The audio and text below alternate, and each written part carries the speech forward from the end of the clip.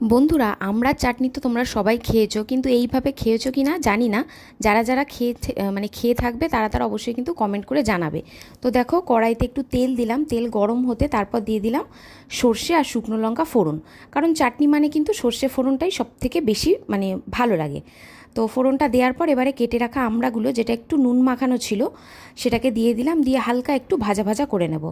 ভাজা ভাজা একটু হয়ে যাওয়ার পর তারপর দিয়ে দেবো আমি তাতে হলুদ গুঁড়ো। কিন্তু তার আগে এটা কি বলো তো, ওটা হচ্ছে পোস্ত বাটা, এটা দিয়েই মেনলি চাটনিটা হবে। তো হলুদ গুঁড়ো দিয়ে দিলাম, দিয়ে আবার একটু নাড়াচাড়া করে নেব যাতে হলুদের গন্ধটা একদম কেটে যায়। একটু নাড়াচাড়া করে নিয়ে তারপর দিয়ে দিলাম আমি পোস্ত বাটাটা। পোস্ত জিনিসটাই এমন, এটা যে কোনো রান্নাতে পড়লেই খুব সুন্দর তার একটা স্বাদ।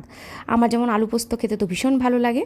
তো এবারে দেখো, এতে আমি দিয়ে দিলাম অল্প একটু নুন, আর তারপর দিয়ে দেবো হচ্ছে স্বাদ মতো চিনি।